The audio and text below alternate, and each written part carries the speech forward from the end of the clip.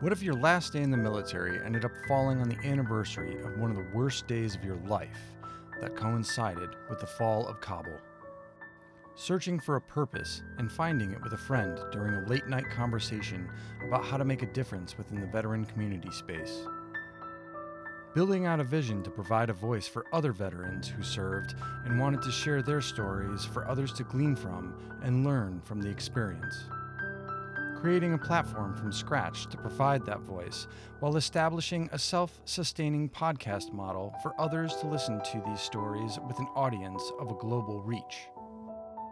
Join me as I speak with Dan Baker and Roger Vogel on their careers in the military and what led to the creation of their podcast, Tracer Burnout. This is Veteran Success Story. Welcome to another episode of Veteran Success Story. Joining me today is Dan Baker and Roger Vogel of the podcast Tracer Burnout. Tracer Burnout is something that was created by both Dan and Roger. Well, we talk about it in the episode, so we'll go down the weeds on that one. But it was created to spread stories of veterans' time within service. And this isn't necessarily stuff that you find in books out there as promotional or content creators. This is something that they put together in order for people to share their stories without it being inundated by what you see out there within kind of that veteran space that's out there. So I hope you enjoy the episode. Follow, subscribe, like, on whatever platform you're viewing on, and leave a review. If you like the show, leave a review on it if it did anything for you, or if you like the episode. And if that's the case as well, go tell someone else. Let someone else know. This is about sharing how other people created something that they're passionate about and to help inspire others or provide those frameworks that help those other people along and maybe give someone an aha moment. So thanks for joining. We're going to get right into the episode in a minute. And I hope you enjoy the conversation that we had. It was very much just an open-ended conversation, much like their show. So if you enjoyed the format after this one, go and check out Tracer Burnout as well. It's a great show. It's a show I've been on myself, as well as some other people that I know. So I know it's something that you'll enjoy. So without further talking or further ado, as I've said before, welcome to yet another veteran success story. Here today on Veteran Success Story, I'm joined with Roger Vogel and Dan Baker of Tracer Burnout. Guys, welcome to the show. Thank you. Hey, thanks for having us. So, I know podcasters having podcasters on, but you guys, you've had me on your own show before, and what you guys are doing with Tracer Burnout is awesome. I love that you guys are sharing stories out there, sharing stories too that you don't always get to hear. It's not like, the big name that you hear, the vetfluencers and stuff. You're actually pulling apart these stories, a lot of the GWAT, but you've had some others too. And it's been great to watch and hear these stories because there's so much more than just that special operations bit that we hear all the time. You guys are right off of Fort Bragg, / Fort Liberty / who Bragg. knows if it's going back. Yeah, exactly. It's Bragg. Thank you, Roger. And Correction. It always will be. It always will, especially to, people who were there for X amount of time. Bragg is the center of the universe, right? That's right. Isn't that right, Dan? The elitism of the 82nd knows no bounds. There's only one division in the Army. Yeah. The you have that unabashed meme. snobbery. That meme is so applicable with the first, second, third, and they're on that third tier, but they're the celebrating, spraying champagne everywhere. That's right. That is just in a nutshell the 82nd right there. You got to be a little bit crazy to jump out of airplanes. This is true. And I mean, there's a fact too that, anyone in special operations, that is a requirement, is you got to be crazy enough to do the jump out of a plane. So if you've been there, then you've been there, and you get it. It takes a special breed of crazy to jump out of a plane. If you know, you know. If you know, you know. But I mean, what made you guys decide that, like, hey, we need to give a voice to these other people? What started Tracer Burnout? Just really quick, let's go into that. And then I want to go into your guys' backstory, and leading up to it. But Tracer Burnout. Why Tracer Burnout, for one, the name? Dan, you want to kick it off? So I had been retired for about 18 months. Maybe not even that. And I get a text late one night because Roger is bored and lonely up in Boston doing a clinic up there. True. That's all true. And he asked if I wanted to start a 501c3 nonprofit dealing with something for veterans. And I had an idea in mind for years. And that text kind of snapped it into focus. And I just texted him back and said, call me. And he did. And I pitched him the idea for a podcast of just veterans talking to veterans. And well, I just pitched him the idea of a podcast. And then over the next few months of very, very long phone calls, we narrowed our focus to the point where it just became about veterans talking to veterans about their time in service. And it didn't matter whether they were officer or enlisted, if they were in the Army or the Marines or, Coast Guard, whatever. Didn't matter what you did or how long you were in or what era you were in. Your service matters. So we wanted to sit down and just collect all those stories because, and I like the term that you use, the vetfluencer. That's a new one for me. But the civilian population has a very distorted view of what life in service is because of the vet bros, right? Yep. The special ops guys who, are awesome at everything all the time. And then in the media, on the news, you see General so-and-so or Admiral so-and-so doing his paid 5-minute hit to talk about whatever subject. Or in TV or in movies, you get the veteran that's got PTSD so bad that he's, robbing a bank because the VA screwed him over or whatever. Obviously, all of those people are, those types of people are real and they exist. That's great. But that's 0.001% of the veteran community, of which there are, tens of millions. Yeah. So we wanted to talk to everybody and show that there is so much more to life in the military and life in service. So, and to put a face on that, I mean, that is, you're absolutely right. There is so much to where it's just sound bites, from either the upper echelons, or the vetfluencer. I think somebody coined something else too now, the bro vet cinematic universe. That's perfect. Like you guys went there, but at the same time, it doesn't. It's like so. I'm like, oh my god, I can't believe they just did that. And I think that facade is starting to crumble too, though. And it's guys like you that are bringing forward these other stories. That really, that's what's important, is this full spectrum here. It takes all kinds to make up the military. And I know that they're like, one of the things right now is plugging on DEI, and they're just completely using it wrong.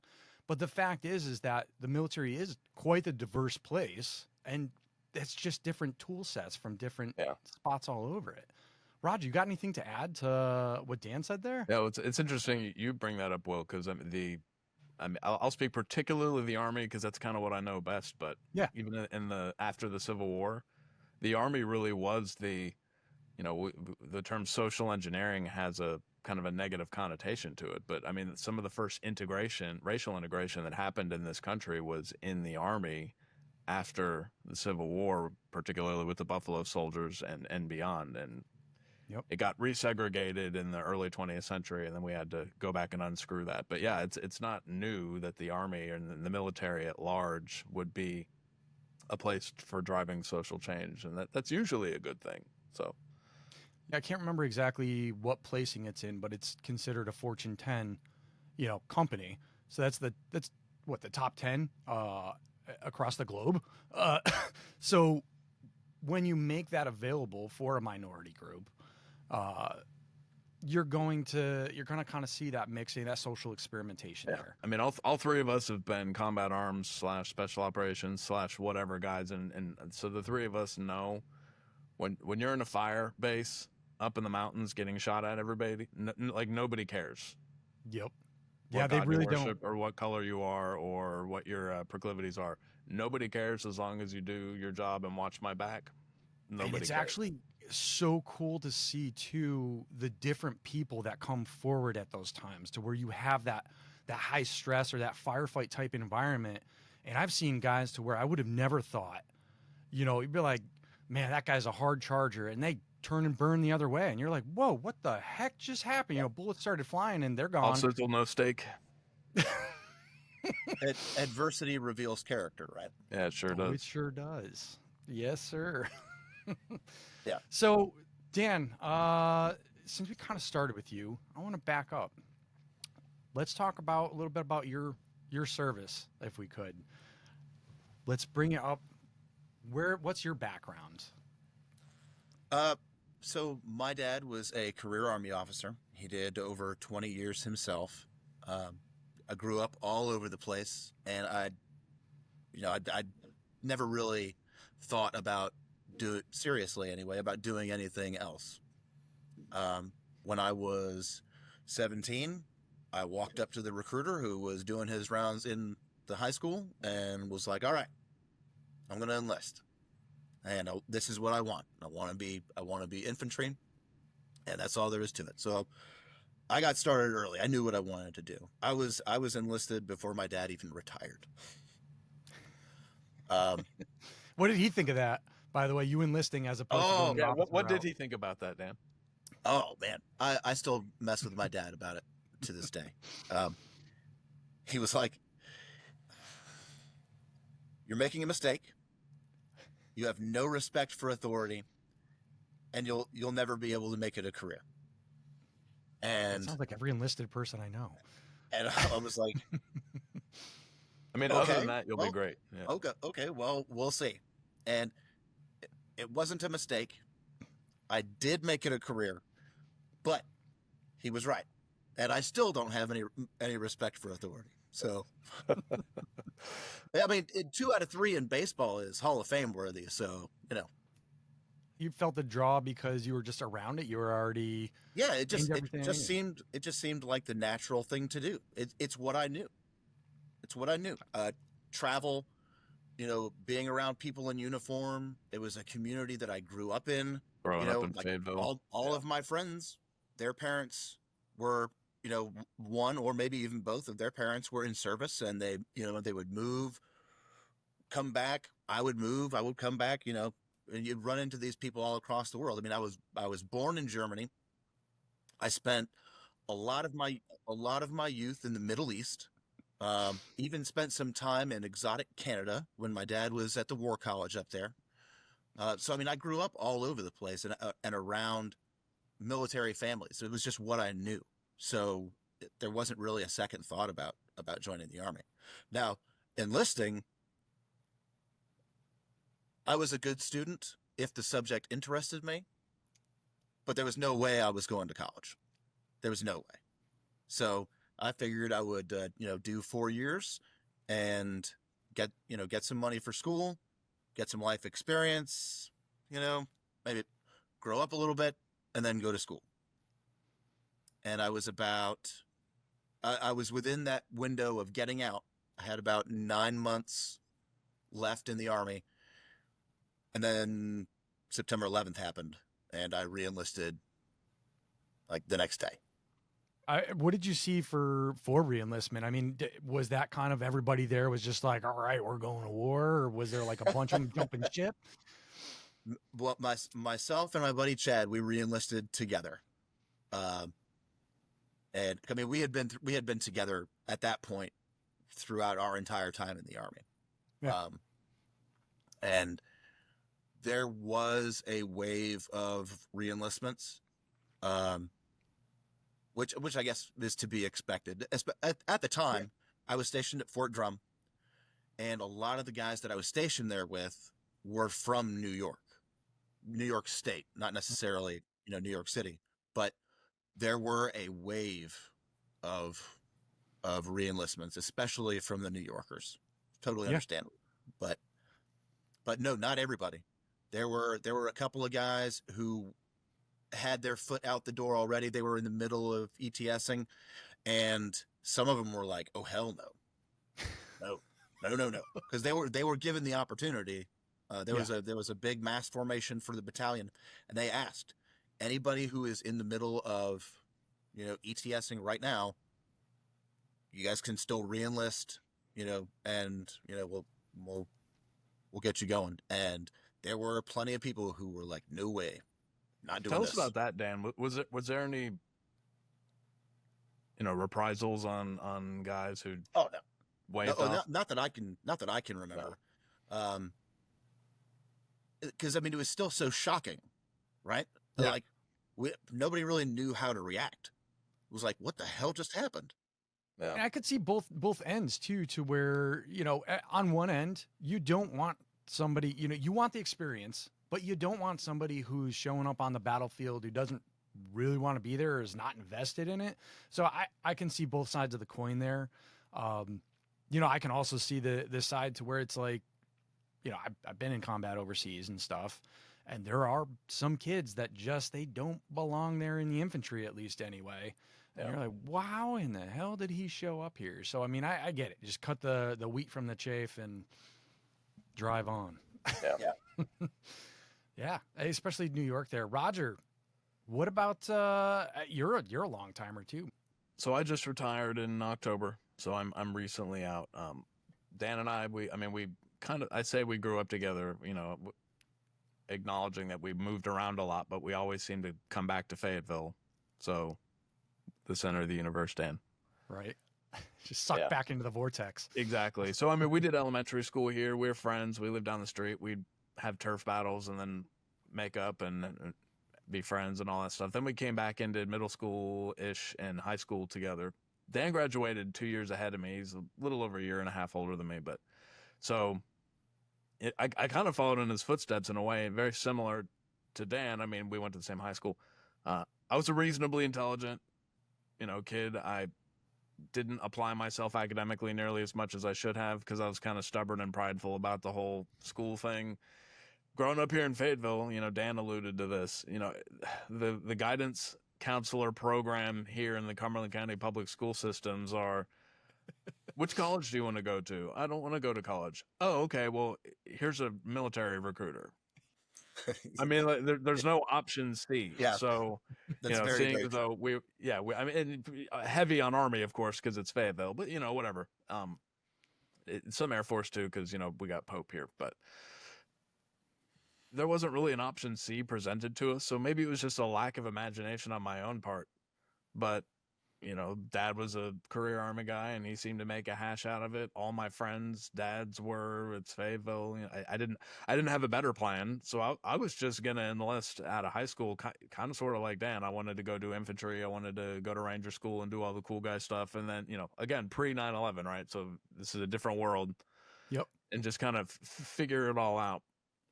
As I went. One thing I did know is I was ready to spread my wings and fly. I had amazing parents and a great home life. It's not like I was trying to escape a bad situation. But that being said, my parents raised me to be, tough and resilient and independent, and it all paid off because I was ready to go.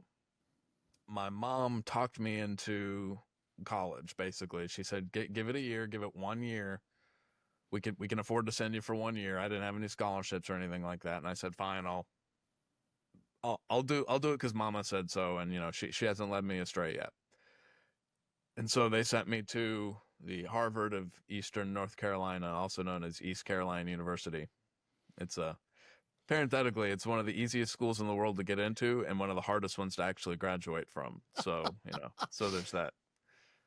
So I showed up my freshman year, signed up for ROTC, military science, because I figured it would be an easy A and it would hold my interest at least.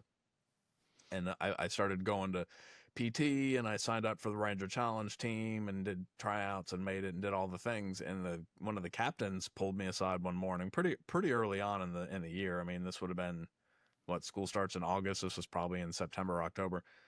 And he pulled me aside. This would have been the year 2000. So again, we're a year out from 9/11. And he tells me, hey, you don't need to be here for any of this stuff. You're not required to, why are you out here doing all this? And I said, why would I sign up for military science and not be out here doing PT? And he was like, yeah, that's a good point. Do you want a scholarship? And I said, great.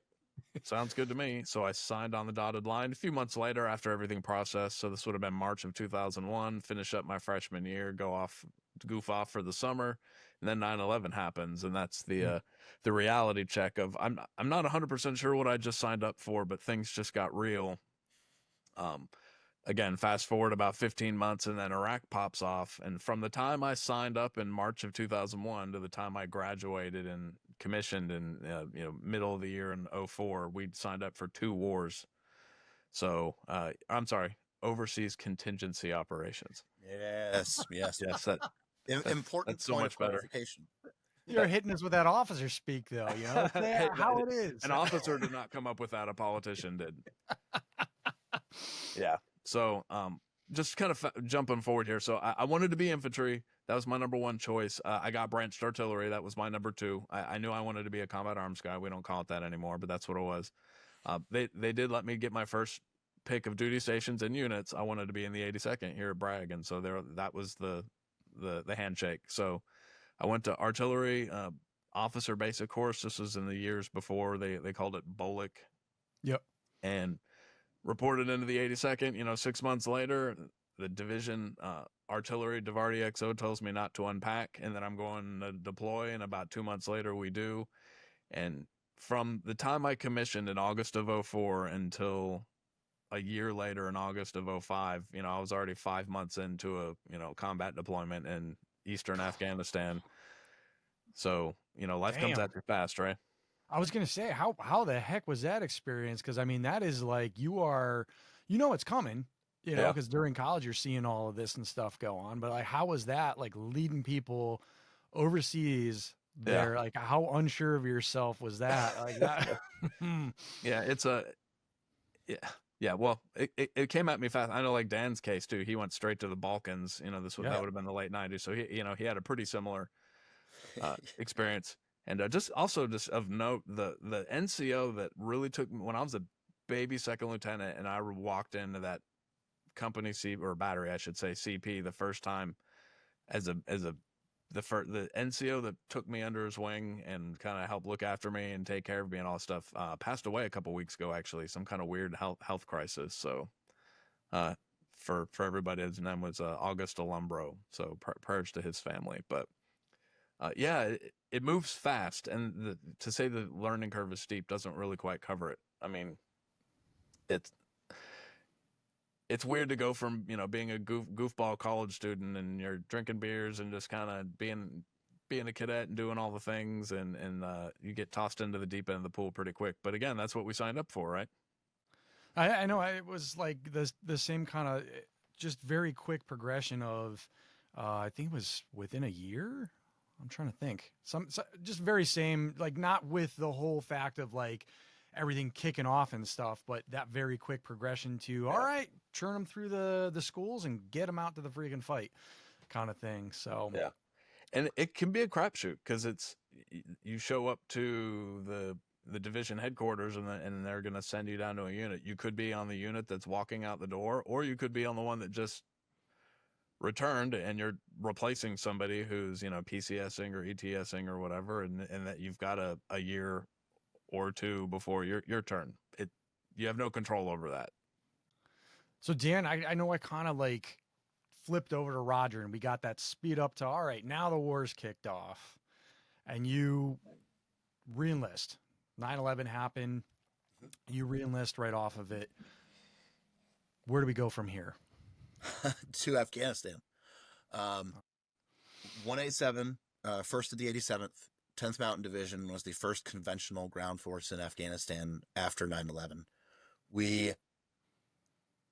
After 9/11, a couple of days of what the hell is going on, and then almost immediately started going into the pack everything up, EDRES, emergency deployment readiness exercise. Yeah.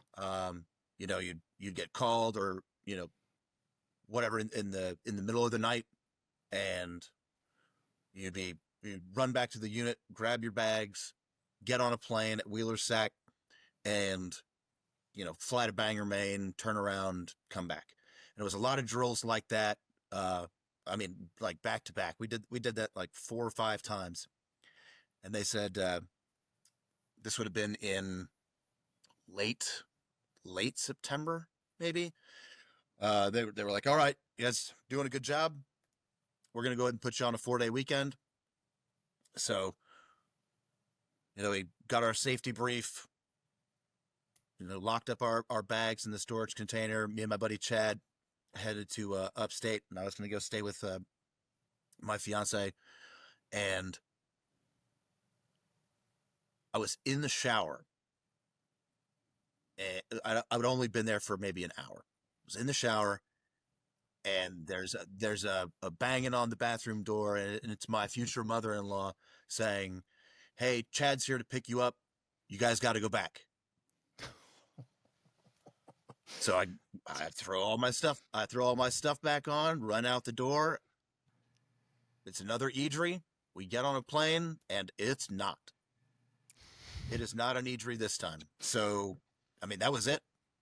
Like, we're bouncing around from airspace to airspace, getting clearance from wherever, you know, Ireland, Germany, Italy, Turkey. Did you go through Manus?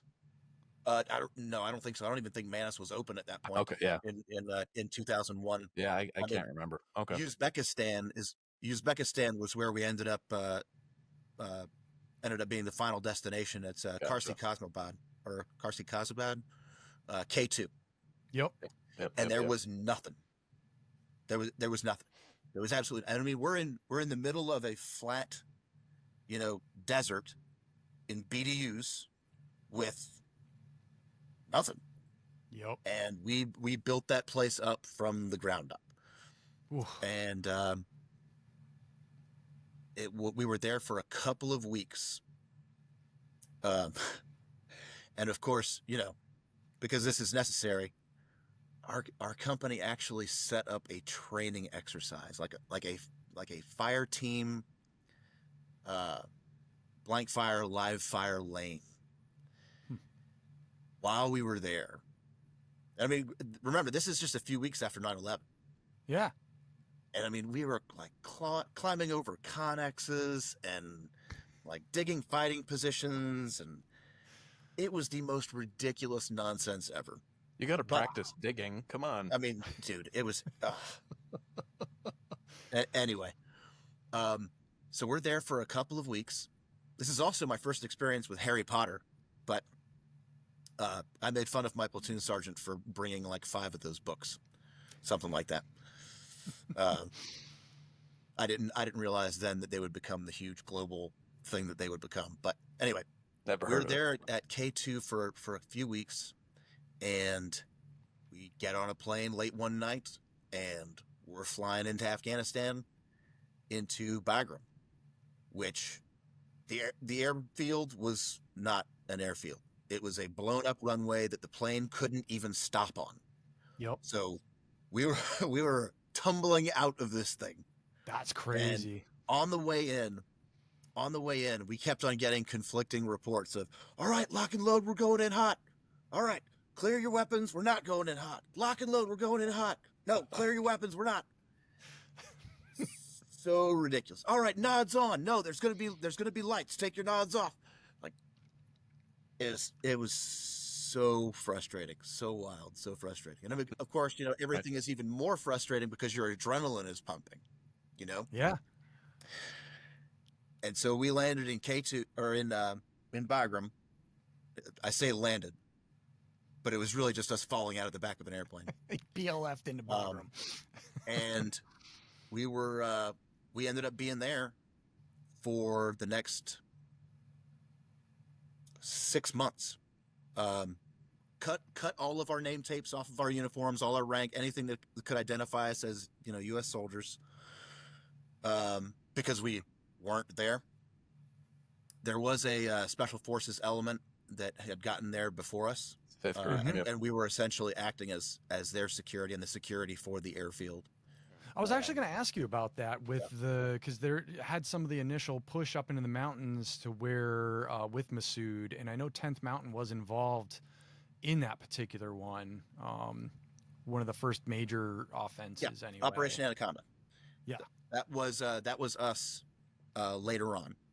Okay. That was in March. Yeah, that would have been at the end of winter. Yeah, March of 2002, something like that. That was an entirely different experience. We could spend hours talking about Operation Anaconda, but and how our part of it, 10th Mountain's part of it went anyway. But, nods up, nods down. But yeah, so not long after Anaconda, a couple weeks later, we redeployed, and of course, hail the conquering heroes, that kind of thing. And well, you would have been the first ones redeploying, right? What's that? So the GWAT's a new thing. You're the first conventional forces that are redeploying. So this is new for everyone. Yeah, it wasn't even the GWAT yet. Like Operation Enduring, it wasn't named that yet. I mean, Operation Enduring Freedom was not even a name. Yeah. They were bouncing around other names like, God, there was something like Infinite Justice or something like that, or I mean, they were bouncing around. So that sounds like a Marvel. I mean, they were bouncing around so many names that Enduring Freedom was not one of them. It screams Army, though. It's just like that whole, why did the Americans do so well in a conflict? And it's because there's really no plan. We're just freaking hand jamming it as we go along.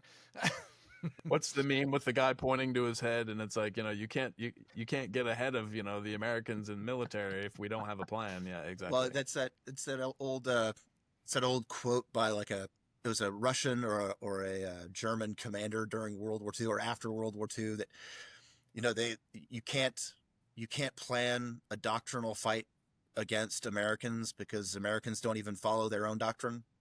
Something like that.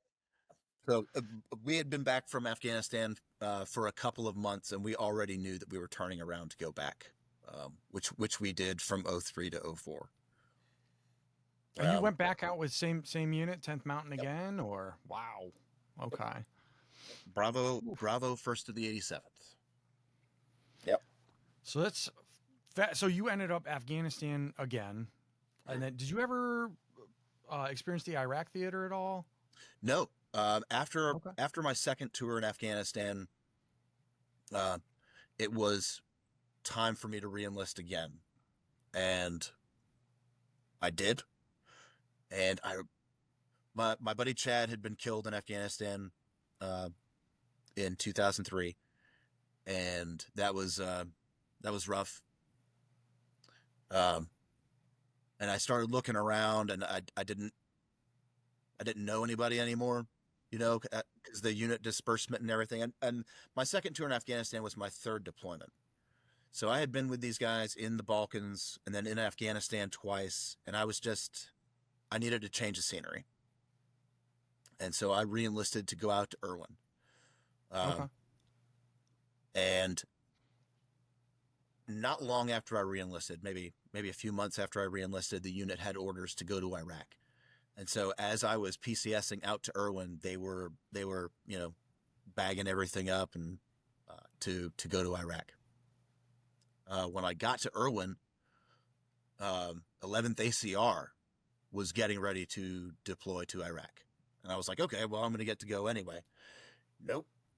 11th ACR was in no way prepared for Iraq. They kept on doing rotations as OP4 till about 2 months before they deployed.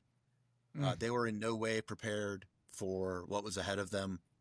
And even though I repeatedly volunteered to deploy, because I already had several deployments under my belt, I kept on being put back at the end of the line because everybody's still, no, we're going to go out there, we're going to fight, and, we're going to get a patch on our shoulder. And in retrospect, it is probably a good thing that I did not deploy with them because they had a very rough go of it, and they did not make things easier on themselves. Yeah. Oof. That's in generalities. I know some of the guys that deployed and with 11th ACR went through it, and they're good officers and good NCOs, but generally speaking, they did not have an easy go of it. We've seen that, that whole thing, and I actually wrote a piece on it, and I'll probably end up trying to get it out there, but that whole, ego is the actual enemy. Ego is the real enemy out there, because you have sometimes that person who's in that, they don't actually know what they're getting into. That proper preparation isn't done. And, they think it's just, that gung ho forward, whatever thing, I'm going to get that V device or that. And then they get in the middle of that shit and they're like, holy crap, what have I gotten myself into? And, it's like, we're not out here playing games, man. Like, war is, you never know what's going to go down. And this isn't like a bullet point or another medal here. This is people's lives on the line, Yeah. and yeah. Pride is the queen of all sins. Yeah. Man, if you can't take that humility, that's one of the things that I experienced too, is hearing that from some of the guys, these savages got nothing on us or something like that. And I'm like, you are you're already underestimating your enemy in that way, because some of those savages, if you will, it kind of gave me this picture of almost Colonel Custer's lost paratrooper brigade when I heard this stuff. It's they're looking at things differently because you're indoctrinated with how you're doing that, so you're losing some of that ingenuity. And you're looking at your enemy as a lesser than, when it's like, all right, how are they thinking, instead of red teaming or getting in their head and understanding their culture? It's like, how is a whole village and stuff. And Roger, were you involved in any of the VSO operations or anything like that? I was not, actually. Okay. So I've just not heard at the tactical level anyway. Yeah. I got you. Yep. But learning the culture and understanding that, the Pashtunwali and these people could just come in and the village is going to protect them, and you're not going to know. Right. They just experienced X amount of years with the Russians, a few hundred years prior, or 100 years prior or so, the Brits, and they're used to this, and they're just like, well, this one's the next one passing through. Well, that's the thing, right? I mean, Afghanistan is the graveyard of empires for a reason, but I think we were over there for 20 years. How many American service members have multiple years in Afghanistan or Iraq? How many of them can put together a single conversation in the native language? Yeah. Not years of your life spent in those countries, and you can't hold a simple conversation like, how are you? I am well. How is your family? They are doing well. Are you hungry? Yes, I am. Nothing. Yeah. And I'm not casting dispersions or anything, because I'm the same way. I spent, years of my life there, and I couldn't. I know a couple of phrases, but they're choice. Well, that was one of the biggest things that, when I went over it, and we went in the 2009 to 10, and they were pushing the KLEs, and you got to be talking to people, and we're pushing coin and stuff. So, I picked up a lot of this, but then afterwards I ended up in the special operation, in the special forces schoolhouse. And one of the most eye-opening to me was the fact of seeing what a KLE should look like, and the fact that a lot of special operations, they have someone that either speaks the language or is familiar with enough to speak at a small level, but that commonality in seeing the difference in how a conversation or how an interaction goes with a foreign national, when you actually have some of that background, and that just night and day difference in seeing that. And Roger, you did some time over in we're about to jump over to you, man. With Dan, we we're talking about this over here, but you did some of the civil affairs stuff, right? A stint in there. I did. So two deployments in the 82nd. I did Afghanistan in 05, 06, and then we turned around, went back to Iraq for the surge. So 07, 08. That's kind of where I got my CA background. I was still technically an artillery guy, but I was working for a CA officer and basically doing CA stuff, and that's kind of where I got a taste for it while I was in Iraq. So I dropped my paperwork while I was there, came over to the CA regiment, did the Q course, did all the schooling and all that. So yes, my language was Tagalog, so that would end up putting me in a PACOM, now Indo-PACOM oriented unit.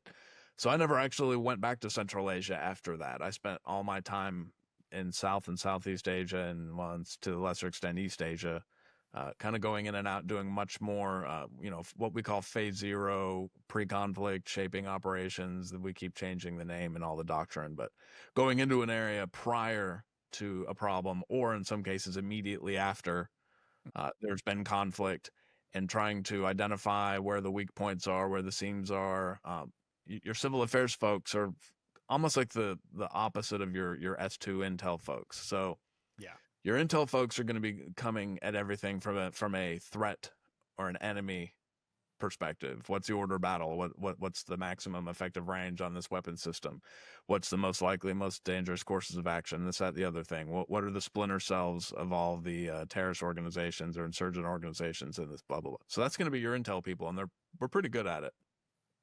Your CA folks are looking at it from a totally different perspective. It's like the mirror image of it. What are the local population? What and how are they going to affect the area, and what is it that the commander needs to know? So we're going to go in and establish rapport and build relationships with, I'm going to say the locals. That could be anything from, your kind of low-level power brokers, your tribal elders, leaders. What's the positional power versus who's actually in charge? Local, regional, national government officials. And yeah, we do a lot of mill-to-mill military engagement as well. So we get to know the local commanders and NCOs, and we're figuring all this out. Well, simultaneously, we're kind of your infrastructure people too, because we want to know what's the soft underbelly of this area we're operating in. So how does the economy work? How's the power grid work? Where, what powers it?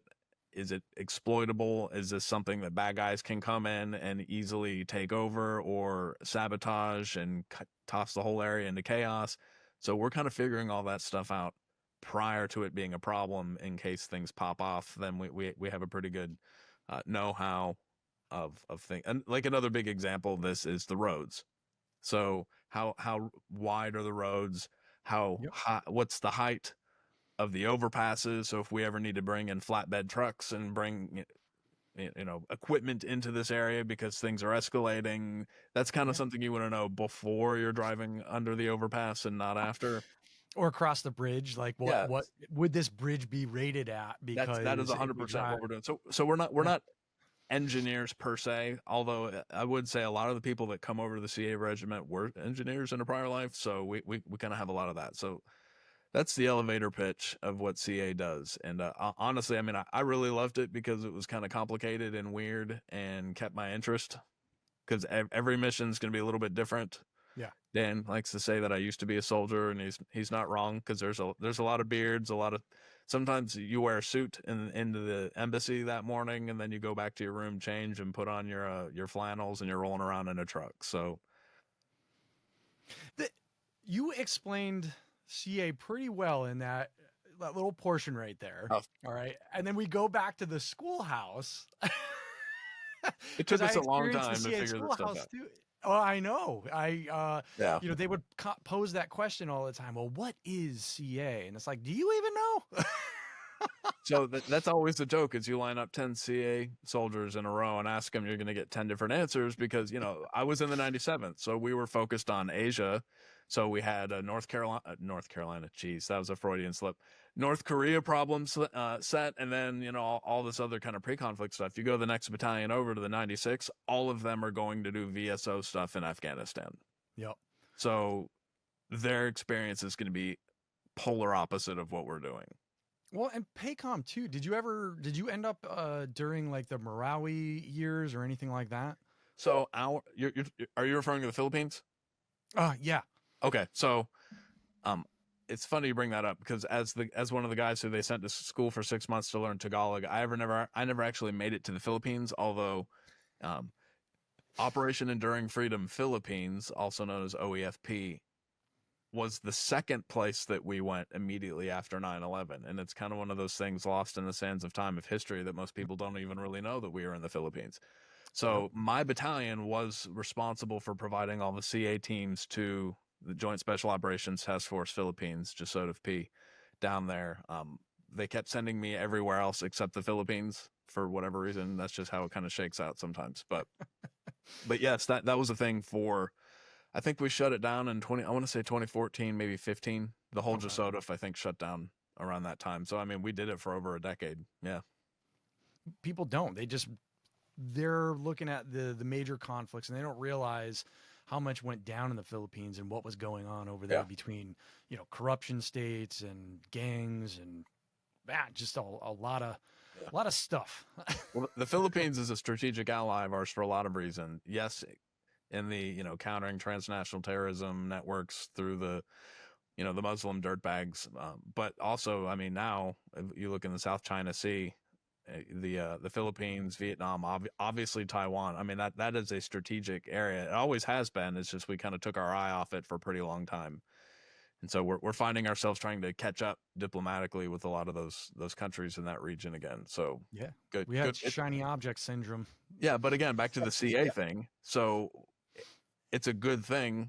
A lot of the politicians in the Philippines have changed out since then. However, it's a good thing that we were there helping them with their problems, because again, at the strategic level, we're establishing relationships with those key leaders that fast forward to now we're able to help kind of get our foot in the door in reference to, countering Chinese issues in the South China Sea, because, we're friends with the Filipinos again. So. Yeah. So like, I want to back up a little bit. You ended up, so I kind of missed track there, but you ended up deploying artillery, and then you said there was another one in between there before you decided, or another two in there before you decided to go over to the CA side. Yeah, so that would have been Iraq. So my first deployment in Afghanistan, I was a fire support officer. So yes, I was an artilleryman, but I was in an infantry company for that. So we were up in RC East, Gardez, Paktia province area up there. So I was in a rifle company for most of that deployment. Yeah.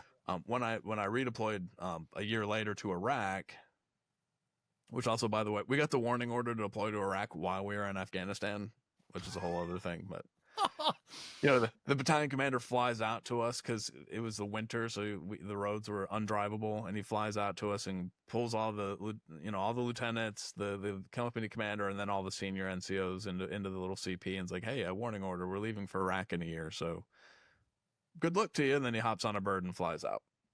Yeah. So we go to Iraq. This is during the surge. Our brigade, I should say, was responsible for, we called it the SET, which would have been the convoy escort team, and we were in the 1151 Humvee gun trucks, and we had those big ASV things that we ended up phasing out after a while. I don't know if y'all remember those, but we would go pick up the KBR 18 wheelers, basically is what they were, but the big trucks, we'd go pick them up in southern Iraq, which is where we were, and escort them all the way up MSR Tampa to Anaconda. They'd unload all their stuff, and then they'd turn around and drive back, do a 24-hour reset, and turn around and go do it again.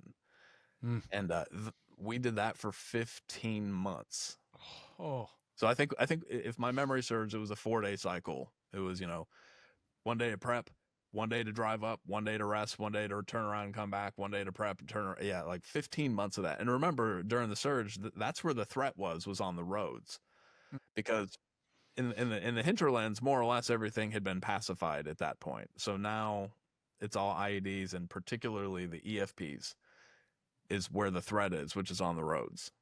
So that was a whole other thing. But that's where I got my CA experience real early on, kind of at the direction of this CA officer who's kind of the puppet master of the whole thing. So I was in the brigade S9 shop. And it was kind of an ad hoc team that we created, a CA team. And so, yeah, we're out there doing influencing operations, and I'm kind of practicing without a license. That's what I used to always call it.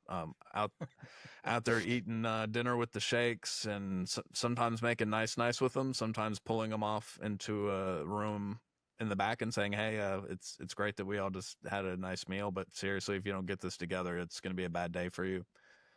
So everybody thinks CA is Beanie Babies. I don't understand why we it's all about influence activities, and so sometimes that's Beanie Babies, and sometimes it's making threats behind the bleachers. So yeah. When I told the other guys that I was going over to the CA side, they're like, "What, are you going to hand out soccer balls and this and that?" And I'm like, "No, man, that's psyop." That's such a silly. Yeah. It's influence. That's all it is. Yeah, it is. And knowing, I mean, that's the whole fact of on why they build those big charts of like, hey, who's who, and what you were saying before, who actually holds the power, who can get stuff done, versus the guy that's just all bluster. He's a figurehead, but really he holds no power. But really his son-in-law runs everything. Yeah. Yeah. So fast forward, let's see. So, I mean, you talk about the rest of the time in service, but we're coming up to an hour here. Yeah. I mean, we've got time, but you guys, what decided to end service for you, Roger? For me, so yeah, I think for a lot of guys and gals, for that matter, it's a couple things, right? First and foremost, for me, it kind of just turned into my physically, like my body's just worn down, and I was starting to feel guilty that I couldn't physically do the things that the Army was asking me to do anymore. So I was feeling guilty about like, well, sure, I'm getting kind of senior, so nobody really cares if I go on this ruck march or not. Nobody really cares. But then I started to say like, well, if everybody else is doing it and I'm not doing it, then it ain't right. So I started kind of getting the guilt over that, over the physical stuff. Some of it just, I got tired of moving. She's about to turn 14. I think she's lived in 9 houses at this point in her life, and God knows how many schools. And I'm tired of doing that, to my kids. Dan and I were Army brats. We moved around. It's funny. I loved moving around as a kid. Loved it. Because I loved being the new kid. Because I loved the novel, I'm the new kid, so it's new faces, new this, new that. I love the dynamic. And my big sister, absolutely loathed it. Just it was absolute torture for her, and rightfully so. I mean, everybody kind of has their own journey. So I got tired of moving all the time, and we were coming up on it. We were up in Virginia, and we were on another move cycle coming up, and it's just like, dude. And I was also kind of getting to a point with kind of where I was at in the hierarchy, where I was getting less and less and less and less control over where I was going to go. If that makes sense. No, it makes total sense. So you were literally at, burnout phase. I was. So a couple things, and I'll put my cards on the table. There are some things going on in the Army that I didn't necessarily agree with, and I wasn't going to make a huge stink about it. So I was just like, you know what, I'm in my window, and instead of being a activist or whatever, I'm just going to quietly walk out the door. So that was it for me. Gotcha. Dan, what about you, man? I was getting close to 20, and I went back to the home of the infantry, Fort Benning. Yep. And at that point, I had spent half my career, training for and going to combat, and the other half of my career at that point had been spent training others to go to combat, whether that was as a drill sergeant or as an observer controller at Fort Polk. I was physically, broken. I'd had multiple back surgeries.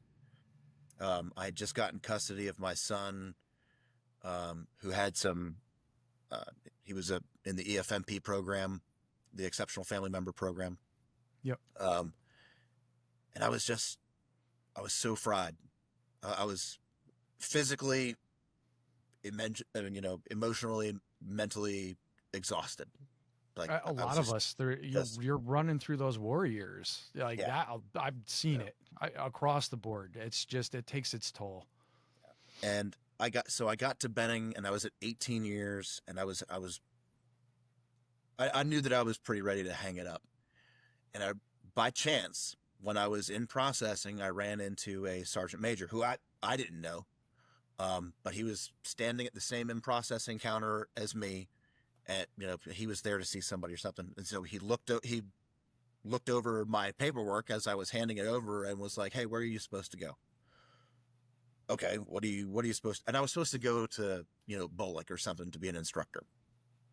And he was like, "How would you like to come and work for me? We're starting this new program, and I see that you're a former drill, you're an infantryman, you've got this blah blah blah blah blah." And he was like, "I think you could do this." And I just looked at him. I just said, "Sergeant Major, I'll be honest with you. I'm done. Like I am retired on active duty right now. And did some questioning, did some talking to him, and he was like, "I have the perfect job for you. This really is the perfect job. You can, you will never have 24-hour duty. You will have set hours, because your hours will be the facility hours. You're never going to go to the field. You're not going to be deploying. This will be the perfect job for you as a single parent, but then also this will be the perfect job for you to recover as a soldier and help other soldiers in their physical fitness and wellness." And I was like, okay, sure. Still skeptical. Yeah. Yeah. Right. What is was this ASFAB or something? Like what?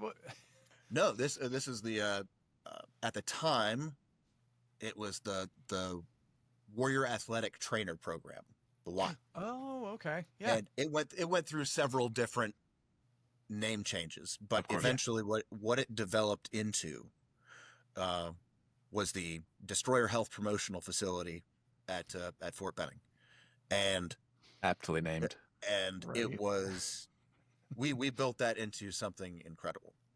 And I enjoyed it so much, not just because of what it did for me and my family and the stability it gave us, but in my own recovery, I learned a lot, and I enjoyed doing that for other soldiers who had, like me, been broken down by years in service, or maybe they're a postpartum soldier who's trying to get back into shape to continue their career, or there's always the ABCP program, the PT failures. There's always those guys, and then there was so much other stuff too, but it was all based around physical fitness and wellness. So I mean, we had the oh gosh, I'm trying to remember what it was called, but it was it's like the Fort Benning Post Nutritional or Wellness Council or something like that. And so we had nutritionists from all over. We had the dining facility, supply chain, all their people in there. We had people from all over getting together to basically create a one-stop shop for wellness for the soldier. And it was amazing. And I ended up enjoying it so much that I actually ended up doing 23 years instead of just the 20. So, and the most important thing is Dan was able to regrow his spine after all of that. Oh yeah. I mean, not regrow, but I did get a surgical implant that allowed me to walk without agony. Yeah.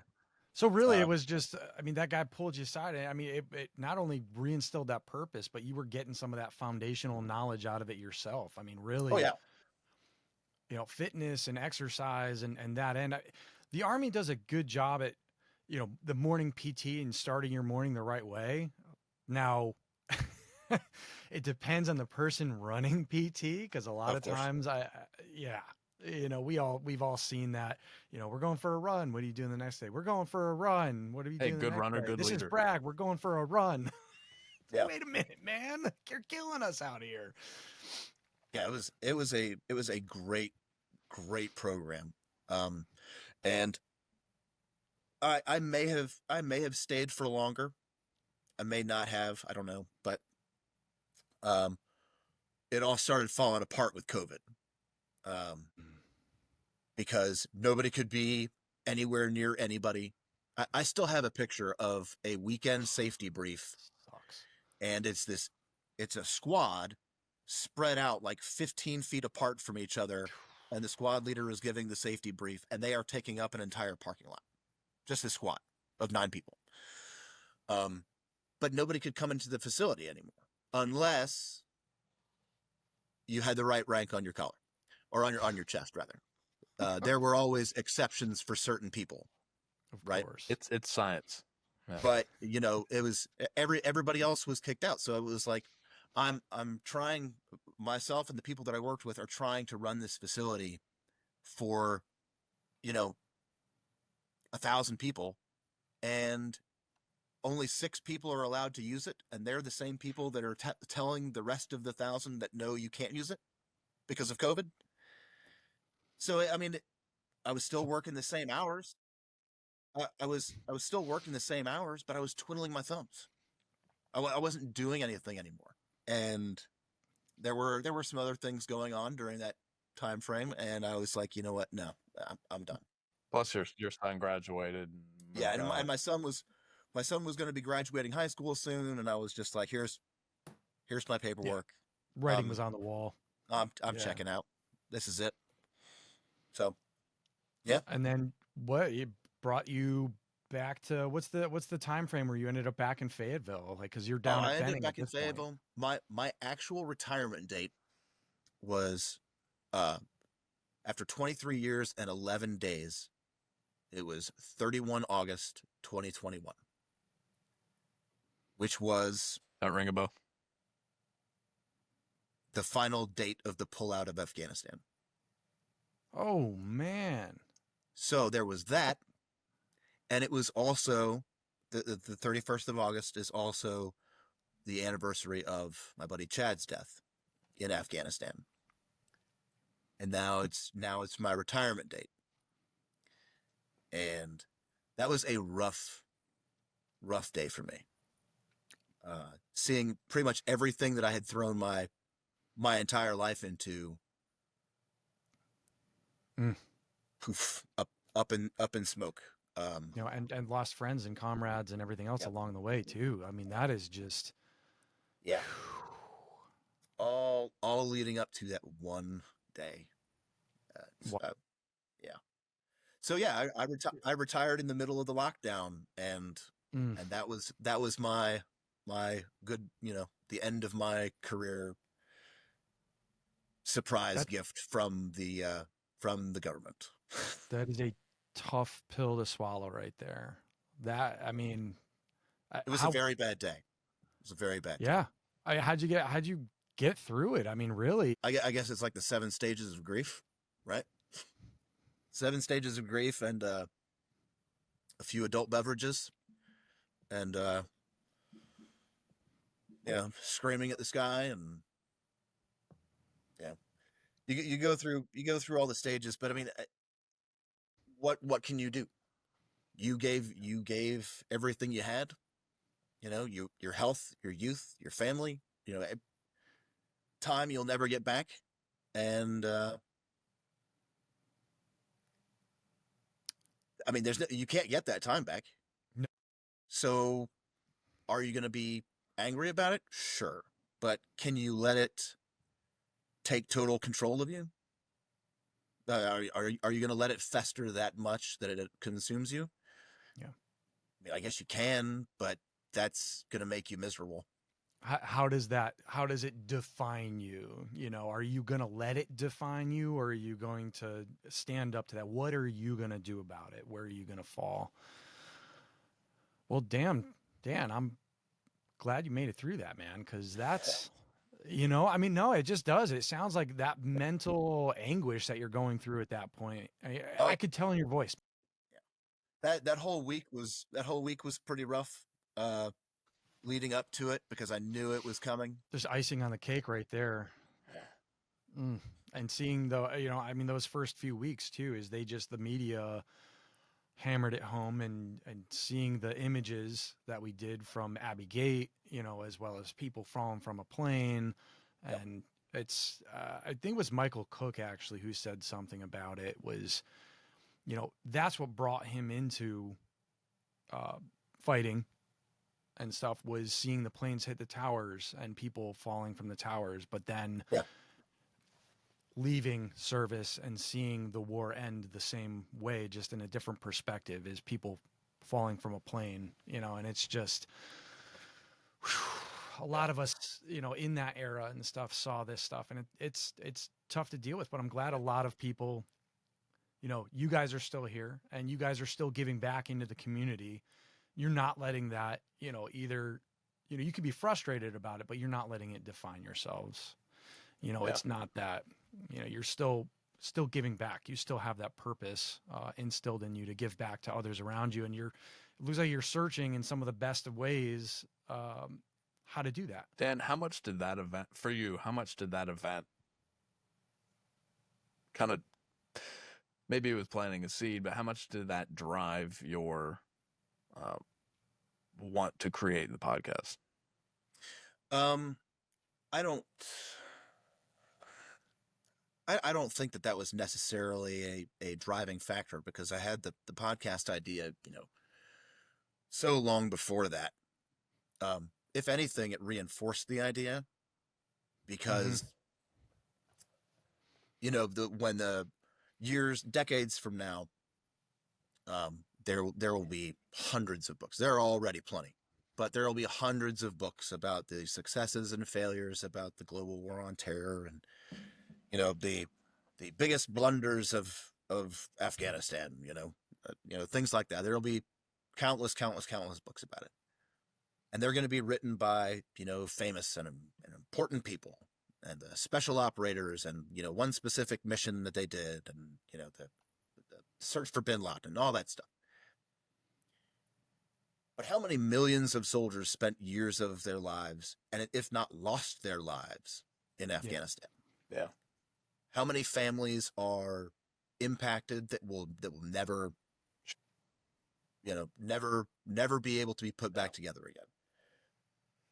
And yeah, I mean, I guess if anything, it kind of solidified why I wanted to do it, because I wanted those stories to be told to not just, you know, the vetfluencers, or the generals and admirals, or these high-minded State Department officials, or, you know, whatever, or some guy that has spent 20 years working in the Pentagon, you know, working his way up from coffee boy to copy machine repairman to now being in charge of billions of government spending, you know, who never deployed, never spent any time in a combat zone, but has all the analytics, right? And so he's writing this book, and he's doing his press tour.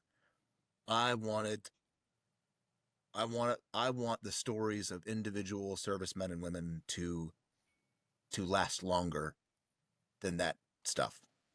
Well, that's why books like yours are also so important, just kind of adding to that tapestry. And I will fully honestly tell you that your book was the first. Yours was the first one that I had read on the Afghanistan combat theater period, because I avoided anything Afghanistan related forever. Completely. I love history, and I do not read books about anything modern because it's too close to me and to my experiences. You followed by Andrew Bragg. Yep. That was the ripple effect there too, is that we've been seeing, because you have, you know, that particular, the Damn the Valley one, which is behind me, but then, you know, right here next to me, I got Andrew Bragg's Devil's Playground, you know, and then to be followed up by the unit that replaced him with the Sons of the Argandab. And there's already talk between, you know, our units, Alpha Company's talking about one, you know, there's other platoons within mine, and that ripple effect of these guys sharing stories. But you're absolutely right about there being a reluctance to look at it. And especially, I know with my book anyway, I've been told by other members within Bravo Company, like, I'm not ready for my parents to see your book yet.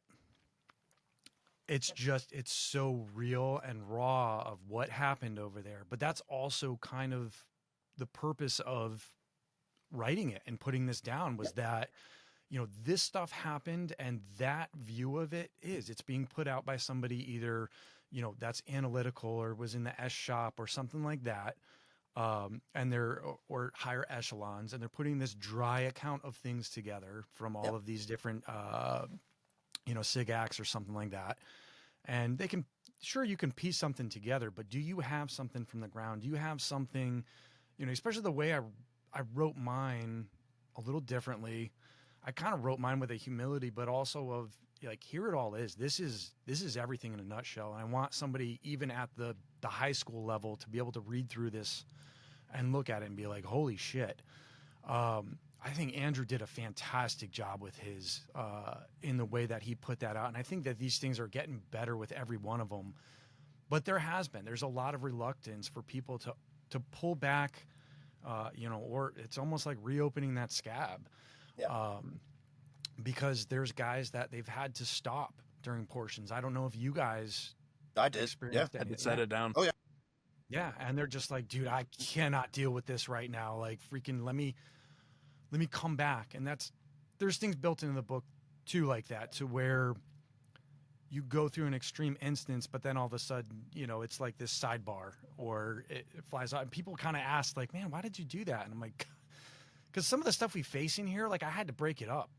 Because if you just hammer away at some of this, and this is what a lot of us experienced over there within the GWAT, you know, the op tempo and the size of the military, and the fact of a lot of people in society not raising their hand to go forward. And I think we have a little bit of a turn on that now, but we'll see where time goes with all of it. Ebbs and flows. Exactly. You know, because I talked to some of the old timers too, and they're like, oh, we went through the same thing here, or, you know, after Panama, like, we had this build up and then, you know, draw down, and we've seen some of the same stuff, you know. So it's actually good to talk to some of those old timers and, well, how did you make it through that? Or what did you see helped you out? Because there's a lot of the GWAT generation and stuff that is struggling out there. So, Roger, I'm going to turn to you. So, I mean, Dan calls you and stuff. You're up in Boston. You guys have. So, what were you thinking? What was going through your head when he's pitching out the podcast idea? Was this something that you had also like thought about, or you were just like, this is my buddy, and he's coming out with this conviction here, and I'm behind you 100%. And then before you know it, you're roped in as a co-host for a show. So was podcast on my mind? No, I knew I wanted to do something with veterans. I didn't know what that was. It was just, I like to say, it was just kind of this obscure, just out of arm's reach. Like, so that was the impetus for me to text him and say, let's create a nonprofit doing something with veterans. And as soon as Dan said, podcast, telling their stories of service, it snapped into focus right then. I was like, yeah, that was it. That was the thing. So Dan and I have this talk with other hosts often, so he's heard it a million times. But Dan was a consummate professional as a non-commissioned officer in the United States Army, the backbone of the Army. He's very practical, pragmatic, can-do spirit, and his idea was to create a podcast. And so I, as the officer of the team, took his idea and ran it up to 11.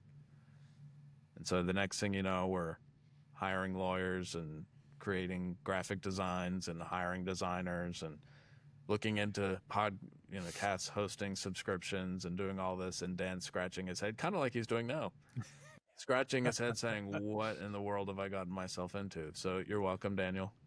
Yeah, I thought that I was talking to, my lifelong best friend, and instead I had gotten a one-on-one conversation with the Good Idea Fairy. So, yeah. You took your civil affairs, though. That's the thing, is you said something to a civil affairs guy with his background of networks and everything else, and what you guys have come up with is pretty awesome. I kind of loved the fact, I was a little bit like, whoa, when you guys came back at me when I don't know if I reached out first to something and was like, hey guys, I got a story for you if you want. But you were like, well, send in your ERB. You know, I was like, nobody's ever asked that before, but this is great that these guys are actually vetting, you know, through that end of things. I love that. I hope you guys actually still kind of do that in that way of. We do. We ask our guests for, if they are veterans, which the majority, but not all are, for their DD-214. And yes, it's to verify service, of course, but then also it gives us a little bit of information to go off of, you know, so we can prep some questions and kind of, you know, lay down the groundwork of, all right, so they spent some time in this location, you know, we can ask about this, or they went to this school, and, you know, we can, you know, ask some questions about this. It gives us a little bit of something to work with, because not everyone is a conversationalist once the camera starts rolling. So Yep, met those two. You have to have some questions prepped, and you have to be able to prod those questions for the people that are very reluctant to elaborate. Did you enjoy your time in the Space Force? Yes. So how did you feel when you know, you came under fire and this was going on, and your, you know, how was your unit's reaction? What did you think about that? Yeah, I mean, it's nothing against them. It's just, you know, some people get a little bit nervous at first, and they need some time to loosen up and kind of forget that the cameras are going, and it's just vets talking to vets. Yeah. So it's a conversation. It's not an interview. Yeah, it really is. We use interview for shorthand, just for, you know, ease, but it's not an interview at all. It is just a conversation. Yeah. And I love what you do with it, though. That the fact is that it is just, once you start peeling back the onion and once you guys start talking, all of that's built into there, and it kind of washes away. And you feel like, and correct me if I'm wrong, but I kind of feel like this is where you guys were heading with the show, is that you're sitting around with your buddies and you're hearing the stories. Yep. And that stuff's important. That's it. You know, to ground yourself and remember where you came from. It is. It's important to be out there, and it's important to have those conversations and to be heard. Because there's a lot of them out there that are hurting, that they don't feel heard. You know, they invested their life into a life of service, you know, and then when they come back to society, a lot of them just don't relate and stuff. So to have this type of outlet there, or something for them to listen to like that, it's incredible. And I love the job that you guys have done with it. Thank you. Oh, thank you. Yes, all that is very, very true. It is important for these veterans to feel heard and to tell their stories, and who better to tell it to than other veterans, right? Who can relate, because maybe you don't feel comfortable telling your spouse or your children or your mother or your father or whatever, for whatever reason, or you can't talk to your coworkers because they wouldn't get it, right? So that is great for us to be able to provide that outlet to them so that they can feel heard.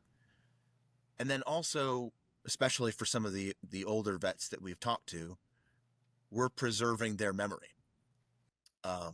They don't, you know, maybe they haven't talked to their kids about their time in service. And so all they're going to end up being is a picture on the wall, you know, for their great grandkids. Well, now the great grandkids can go onto YouTube or Rumble or Spotify, you know, whatever, and they'll be able to see and hear that picture on the wall talking to them about their experiences. And sometimes it'll be brutally honest and uncomfortable and very real. And then sometimes you'll telling stories about putting paint cans in front of a fan, and the fan when it cuts on, splattering paint all over the NCO that fell asleep in front of the fan. Know? So it'll be funny stories, you know. So it's a wide range of experiences, and yes, there's that preservation aspect, and there's that you know, camaraderie aspect to it, but then also for anybody that maybe they have no attachment to service whatsoever, right? They don't know anything about the military other than, what is portrayed in the media, like we talked about, Yep. Well, now they can hear these veterans talk about their experiences, and they can get a better understanding. And maybe the next time Veterans Day rolls around and they say, thank you for your service, they'll actually know what they're thanking a veteran for. Yeah. Man, there's nothing to add to that. That is such a complete answer right there of, that vision right there. You guys have it down, and it's just, that it's a good thing what you guys are doing with this. It really is. Yes, we started off flawlessly from day one. Yes. No hiccups at all. There have been no mistakes made whatsoever. Except your episode, Will. Yeah. Sorry we botched that one there, buddy. I remember Dan picking up the phone and calling me and saying, dude, we've got a problem. It starts with this dive. We got a problem. And I'm like, oh boy. And our first dozen or so episodes, it was like pins and needles waiting for Dan to call me to be like, all right, man, well, we screwed this thing up, but we're able to salvage. Like, ugh. Yeah. And I mean, a lot of it was, me figuring out, because I mean, Roger does all the social media stuff. When people are sending us the emails, and he's, inviting people to come on the show, or responding to people who reach out to us, whatever the case is. And he's coming up with all the social media memes and all that stuff.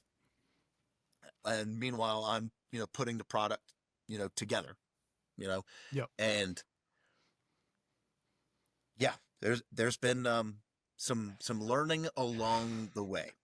But it's not an easy thing. But you guys, I've watched it. I've watched it grow. I've watched some of the different techniques, and you're always improving. It's not like where you're sitting in that one same fighting position, to where you're like, I dug my hole and that's it. You're constantly, making improvements to the show along the way. I think I even commented something about when you guys redid the logo, and I was like, yo, nice high res, So that was actually going to bring me to the next question there, and I'm going to shoot this one over to Roger. But like, that's where are you guys going with this? You have the 501 out there, and I'm starting to see like constant sponsors and stuff come forward and all that. And I'm like, yes, like this is great. We formed as an LLC. So the original vision rather was to form as a 501. So we did form up as an LLC. So Truth in Lending. So the vision for the show, we're on a sustainable model now. So we're going to continue to put out our bread and butter, which is our episodes, and sitting down and discussing with another veteran, what everybody's kind of come to know. We're looking into some additional concepts that we can do just to create more. I hate using the word content, but that's everybody knows what that means. Roger's a vetfluencer now. Yeah, I'm a vet bro now. So buy my supplements and and my kettlebells. So don't forget whatever gun brand you are for the week. Yeah. Ooh.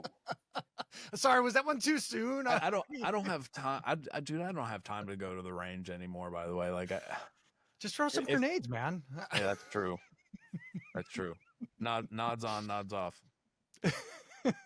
Yeah, so we're looking into additional kind of content stuff that we can put out. That's stuff that kind of piques our interest, but maybe a little bit shorter, because our episodes tend to be between 2 and 3 hours long, kind of depending on how things go. Which we concede is a lot. It's a pretty beefy episode length for a lot of people. So maybe something shorter to kind of help draw in new listeners who aren't necessarily intimidated by that. So we're kind of in talks for that. But the model that we have now is sustainable. So we can do this as long as we want to. Nice. No, that's a good place to be. And that's, if you go back and you look at some of Rogan's first episodes, he's kind of known for his 3-hour episode, but at the same time, like, he started with that, and he's still doing that. He just stuck with it. It's like, hey, if you like it, cool. If you don't, well, go find another show. There's plenty of them out there. And one of the reasons that our model is sustainable is because, honestly, there are more veterans out there than we could ever talk to, and there's always going to be more made every day. Yeah. So we will be able to do this in this existing format for quite some time to come. Well, and the stories abound, you know, I mean, that is just everybody's experience is different. Yeah. Yeah. I can't remember if you and I discussed this on or off camera in the past, but kind of the seed that was planted for me on this, and the podcast idea was Dan's, but was the movie Fury. I don't know if we talked about this. I was going to bring it up, and I don't know if it was on or off either. Again, I can't remember if it was on or off camera, but we did talk about it. So for those who don't know, the movie Fury, I think it came out in 2014, thereabout. So maybe about a decade ago. You know, World War II movie coming out. I hear about it. I get excited. I watch the preview. I'm like, right on, that looks great. And then I watched a couple behind the scenes interviews with people, and come to find out the whole thing is complete fiction. I mean, obviously World War II happened. Everything else is utterly fictitious. Yep. And when I found out about that, I just remember like feeling actual rage over that. Just, why am I getting so angry about that? Like, who cares, right? But I thought of both of my grandfathers, one in World War II, the other Korea War. Nobody ever sat them down and talked to them. They took all their stories with them to their graves. It's just lost in the sands of time, right? And so think of all the millions of men and women who were under arms during previous conflicts. You know, take your pick, and they never discussed any of it. And Hollywood, meanwhile, is making up fake stories, and it just made me so mad. So that's actually one of the things. That movie in particular, I had talked about with my platoon sergeant, you know, from my particular deployment, that 2010 one. And I feel like there was something to be gleaned from that movie. And that was, I kind of feel the fact of like sort of the anger and rage, those sentiments, but you're absolutely right. Like taking the story and like basing it towards that instead of, they could have very easily done a lot of the same stuff, but built it in to where it was historically accurate, you know, and look at some of the other movies there. If anything, they probably missed out on some of it by doing it that way, instead of just spending some extra time and putting in that extra work and doing, hey, let's build some historical accuracy into here. We talked to Matt from the Angry Planet podcast. I don't know if you're familiar. Okay. 6 months or so ago, something like that. Okay. And he actually he had an experience with the script writer or something like that, and the original script had one of the characters being like a mind reader or something like that. What's it called? Like a psychic or like a psychic or a telepath or something like that. Telepath or something. Yeah. And that, believe it or not, that part did not actually make it past the studio execs. They were like, whoa, that's a bit much. Thank God. Oh, Hollywood. It's like the old joke about, you know, you have a really, really, really great script that you've put your heart and soul into, and you write it and you put it together, and you hand it off to a studio exec, and they read it and top to bottom, and they come back to you and they're like, man, this is great. This is awesome. Love it. But we'd like to make one change. Oh, what's that? You know, we'd like to insert a talking dog. What? Yeah. Our polls say, or the audience says, people love dogs. Here, put Benji in the tank with them. Yeah. But yeah, that movie being absolutely just made up out of whole cloth kind of reinforces the point, right? Of veterans need to tell their stories. I mean, they don't have to sit down and talk to us, but they should talk to somebody and share their experiences, whether it's going down to your VFW or, you become part of Irreverent Warriors and you just talk to other vets. Share your experiences, tell your story, or Hollywood's just going to make some shit up. There's some of the movies out there to where people are, I'm not going to mention names and stuff, but there's certain people out there of some very big movies that have come out, and then afterwards they're like, I never even met the scriptwriter. I don't know the guy who wrote the book. Yeah, I know. And that's where I'll leave it. But it's just like those cringe moments to where you hear this stuff and you're like, ooh, but I really respect and I love on how you guys have put together the show in that. I think it's something to where I even said, like, you guys like look into, who's the people in the basement of the Library of Congress, but they actually take accounts like that. I don't know where they end up. I was going to make a joke, but I stopped myself. There are the several. Morlocks. Oh no! There are several organizations that do something similar to what we do. There's the American Veterans Center. There are other guys like AJ Cox. There are other organizations that do something. There's I think it's Duquesne University does something similar. But when we first got this idea, we really didn't know that all this other stuff was going on. We didn't do our market research. Yeah. We didn't do our market research. Well, the fact is, though, is the way you do it, the way you're doing it is different. Like, so like where they have, it was Veterans History Project that I was thinking of, but where you're looking at your standard, there's somebody speaking their narrative, or their story in front of hey, much like the background here, just a black something, and they're telling out this story. I think we saw a bunch of that, like the Band of Brothers type style, but where yours is conversational to where it's engaging, and you're really digging into it deeper, and with someone being a veteran asking these questions as opposed to somebody either behind there just asking generic questions and somebody saying the rhetoric that they always do. This is a full-on interactive conversation, by a vet, but with other veterans. And it makes it very different, and it makes it something special. It really does. Thank you. We like to think so. Yeah. Morlocks Right. notwithstanding, of course. So, man, I don't, other than where can people find Tracer Burnout? For one, I know you guys are across. I've again watched it grow. Hey, we're here now. Hey, we're here now.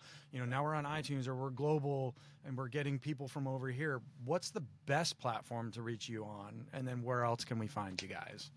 Go ahead, Dan. Yep. If you want the video version, then you can find us on YouTube and Rumble. And occasionally we do post an episode on Facebook. The full length. The Yeah. full thing? The full length. Yeah. Wow. Occasionally, that is not Occasionally. every episode. The video format will be on YouTube and Rumble, as well as the shorts and whatnot. And in the video version, we actually have pictures of the service members, during their time in service, whether they were in Vietnam or Afghanistan, or when they were stationed in Italy or Germany, or wherever. So there is that different aspect to the video version. But if you just want to hear the story and you just want the audio version, then it's everywhere. Obviously, Spotify and Apple Podcasts, but then iHeart, Audible, Amazon, and dude, there are so many audio platforms. It's ridiculous. I couldn't possibly. There are, and that's kind of why I asked it the way that I did. What's the best way for people? Because I know how. It's like you got to log for Spotify, let's say, you got to log X amount of hours within a month's time to be able to be considered for, monetization policy. Oh, yeah. Yeah. And YouTube, the same kind of deal. X amount, you got to pass these gates, and it's not easy to get there either. Yeah. To answer your question directly, Apple Podcasts is probably the best way to get us, because that, for our own purposes, that's the one that we're able to track the metrics the easiest on. So yeah. Apple and Spotify are the two that compile their own metrics and data, but then also our podcast hosting service does a very general, broad ranging stuff. So yes, those are obviously the two biggest for the audio version, so have at it. But if you want to fight the man and use whatever podcast platform you choose to, then by all means you can find us there, and it's Tracer Burnout on everything. And then of course, if you actually want to get a hold of us because you're interested in coming on the show, or you want to recommend somebody that we reach out to, then you can get a hold of Roger on all the social media stuff. Yeah, we're on all the social medias except TikTok. We're not doing Chinese spyware. But personally, I prefer if just go to our tracerburnout.com, scroll down to the bottom. There's a contact us form down there. That's probably the preferred way because it goes to our email inbox that way, so we're not getting peppered with 5 different social media. It's a lot, but and the nice part is too is that you have the .com, so tracerburnout.com, but that it's almost like a link tree. You know, it's like, all right, well, here's all the outlets they can find us. Yes, too easy. Yep. So awesome. Website we keep our 2 latest episodes on the homepage, and then we've got the whole back catalog in the previous episodes tab, and then all our social media is linked on there, like you said. So it's kind of like a link tree, and then we've got our merch shop on there. Just buy a t-shirt, throw us a little bit of love. We'd appreciate it. We're a self-funded organization. Oh, I know you know how that goes. Yeah, I know exactly how it goes. That very beginning phase that you guys are in, you have yourself set up in a nice way. I've been watching, and it's cool to see the progression, and it's exciting to watch that end, but it is not easy. Guys, this has been great, man. Thanks for coming on. Thanks for having us, man. Thanks. No, anytime. Are you kidding me? I mean, that's I'm sure down the road, we'll have another conversation. Of course. But no, this one has been absolutely fantastic. Thanks, guys, for coming on. Do you have anything else? Let's start with Roger and then move to Dan. But do you guys have anything else you want to leave the audience with, maybe? Always don't be afraid to ask for help. I went through my official transition. Really started last summer. Officially retired in October, and so I'm kind of in it, and it's hard. It is hard. Everybody's is going to be different. Don't be too prideful. Back to the pride thing. Don't be too egocentric and prideful to not ask for help. Yeah, there's a lot of resources out there, and there's a lot of really earnest people who want to help. So yes, there is. I couldn't even begin to list all of the resources that are out there. They're not hard to find. They'll come find you more often than not too. So that's what I got. You're absolutely right. That's actually the more that I've been delving into this is finding just how many. And I'm like, I never knew any of this existed. And the fact is that now, like, I'm out there searching and stuff, actively searching for this. But I just think of how many other guys that I know might have been doing the same thing. They just don't know. And there really is almost anything under the sun. There's an organization out there that can help you with, or at least point you in the right direction. Dan, hot seats on you. I would say my advice would be that whatever you're doing, if it is something that you're passionate about, whether it's raising a family, writing a book, starting your own business, whatever it is, persevere. If it is worth it to you, if it is something that you are passionate about, know ahead of time that you are going to face obstacles. And sometimes those things will seem insurmountable. But if it is something that you truly care about and are truly passionate about, persevere. Do not give up. Yeah. There's always that path, whether the people that you surround yourself with to help you through there or show you, you might not just be seeing that next step forward, but yeah, just keep going. There will always be people, events, something will always get in your way to slow you down. Always. Doesn't matter what it is. Always. Yep. Do not give up. Yeah. Or started down this path for a specific reason. Yeah. Do not give up. Or to quote the guy behind Dan's head there, if you're going through hell, keep going. Yes. Yes. He was a fascinating... Sometimes it is that whole just one foot in front of the other, but then that path shows up that either you kick yourself in the butt and go, man, I can't believe I didn't see that. But it really is. It's a journey, and you're going to have the highs and the lows, but to keep moving. No, you're absolutely right. Dan, Roger, you guys. Thanks, brother. No, thank you guys. I mean, Tracer Burnout, what you guys are doing out there, go check them out. Google search them, tracerburnout.com. But no, thank you guys again for your time and everything that you have going on and what you're doing out there. It's awesome. I really appreciate it. Absolutely. Thank you. Thanks, thank brother. you for having us. We'll do it for you anytime. But before we go, I do have a question for you. Oh, I'm going to put you on the spot. Oh, because last time we spoke, you told us that you had some other writings in the works. Oh yeah. So what do you have for us next? What's coming out next? Oh man, I mean, well, there's a few op-eds that I need to get out there. Like I was talking about, that ego is the real enemy kind of thing. There's a few of those. I have been working on a different version of Damn the Valley. It reads more like a Jack Carr novel. Okay. So I mean, it is like you're in it. It reads fiction. I thought you were going to say coloring book. Okay, no, that's the Marine version.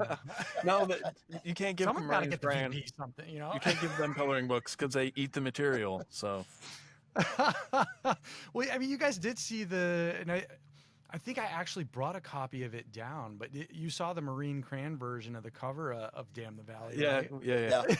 yeah. I actually handed one of those off to Ben Kessling the next time I saw him after that, and he loved it. He cracked up, and I was like, nice. There you go. They're sports about it. Bless their hearts. Yeah, but there's some writing stuff in the works. A lot of the show stuff has been the main focus, only because I see where that's make a real dent out there in some of the things going on in the veteran community. But I haven't. Yeah, it's just a matter of time, because time. Ooh, you only get so much of it. It's finite. Right. And time is the thief. It is. Hang tight real quick, because I want to talk to you guys afterwards. But I guess one last time, thanks for coming on. Thanks, brother. Thanks, man. Thanks for joining us on another veteran success story. If you enjoyed the guests, enjoyed the episode, like, follow, subscribe, but also go and check out Tracer Burnout. I guess the easiest way to do it would be to go to tracerburnout.com, and that you can basically go to whatever podcast platform that you like to listen to most and follow them through there, or check out some of their episodes. They have some really great guests and really fun conversations. So a little different out of the norm, what you'll find in the veteran space, but I know myself, I've enjoyed quite a few of them. So thank you for listening. Follow, subscribe. It helps out the channel. And again, go check out Tracer Burnout. Tell a friend about these episodes. And until next week, this has been yet another veteran success story.